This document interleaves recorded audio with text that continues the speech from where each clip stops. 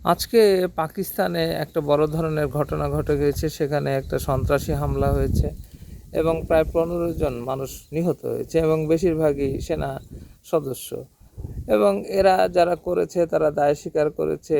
তারা তালেবানের সমর্থক একটি গোষ্ঠী। তারা পাকিস্তানে একটি উগ্র নেতৃত্ব স্থাপন করতে চায়। এই ধরনের ঘটনা পাকিস্তানে একটার পর একটা ঘটেই চলেছে। এটি পাকিস্তান সরকারের জন্য একটা বড় চ্যালেঞ্জ। আসলে এই যে দক্ষিণ এশিয়ায়, বিশেষ করে আফগানিস্তানে যে উগ্র তালেবানি শাসন চলছে, তার সমর্থক কিছু গোষ্ঠী আশেপাশে আছে। আসলে এগুলো যুদ্ধ করে সমাধান করা যাবে না, মানুষকে শিক্ষিত করতে হবে।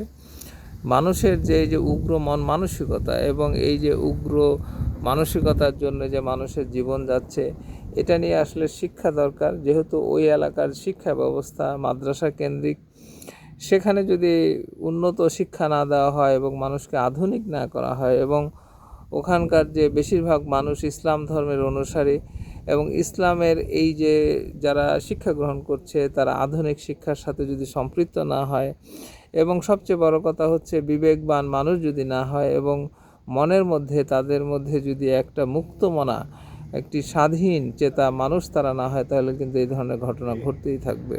এবং এর ফলে ওই অঞ্চলে শুধু অস্থিরতা নয়, ওই অঞ্চলের অর্থনীতি, ওই দেশের রাজনীতি, ওই দেশের মানুষের মানসিক অবস্থা সব কিছুই কিন্তু ক্ষতিগ্রস্ত হচ্ছে।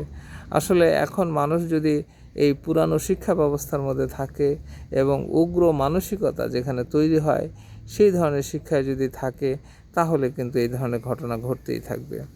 এবং আরও কিছু বিদেশি শক্তি রয়েছে যারা চায় না এই অঞ্চলে স্থিতিশীলতা থাকুক।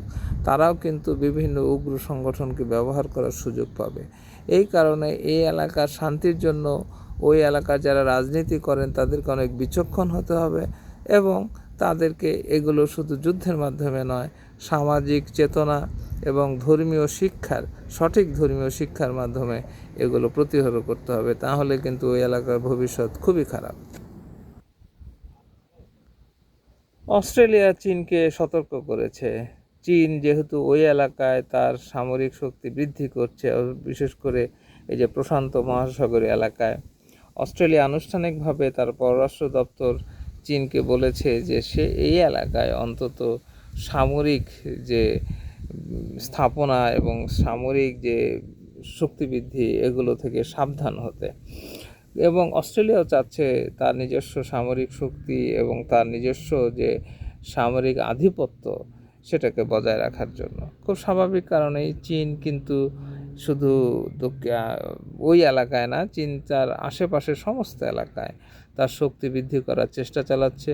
বিশেষ করে ভারত মহাসাগর বলেন, প্রশান্ত মহাসাগর বলেন, জাপানের ওই সাইডে বলেন, সব দিকেই চীন কিন্তু, তাইওয়ানের এই সাইডে বলেন, ভিয়েতনামের এই দিকে বলেন, ফিলিপাইনের এই দিকে বলেন, চীন কিন্তু তার সামরিক যে শক্তি সেগুলো বৃদ্ধি করে চলেছে। বিভিন্ন জায়গায় সে কৃত্রিম দ্বীপ তৈরি করেছে, ছোট ছোট সামরিক ঘাঁটি সে তৈরি করেছে চীনের আশেপাশে।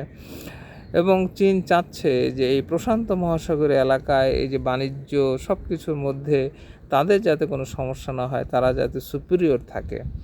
কিন্তু খুব স্বাভাবিক কারণেই অস্ট্রেলিয়ার খুবই বন্ধু হচ্ছে যুক্তরাষ্ট্র এবং পশ্চিমা বিশ্ব। তারাও চায় যে অস্ট্রেলিয়া ওই এলাকায় শক্তিশালী থাকুক।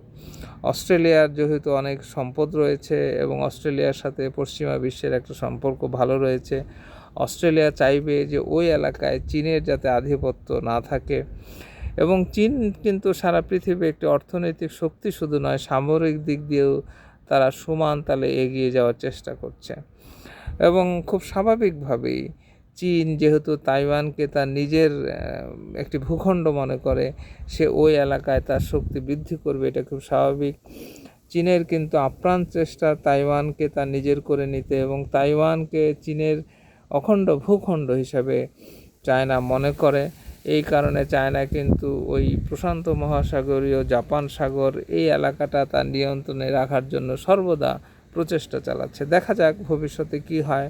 এবং আমরা দেখতে চাই যে ভবিষ্যতে বিশ্ব শান্তি রক্ষায় কে কীভাবে অবদান রাখে, সামরিক দিক দিয়ে যে যতই শক্তিশালী হোক, শান্তি রক্ষায় কে কী ভূমিকা রাখছে সেটাই গুরুত্বপূর্ণ।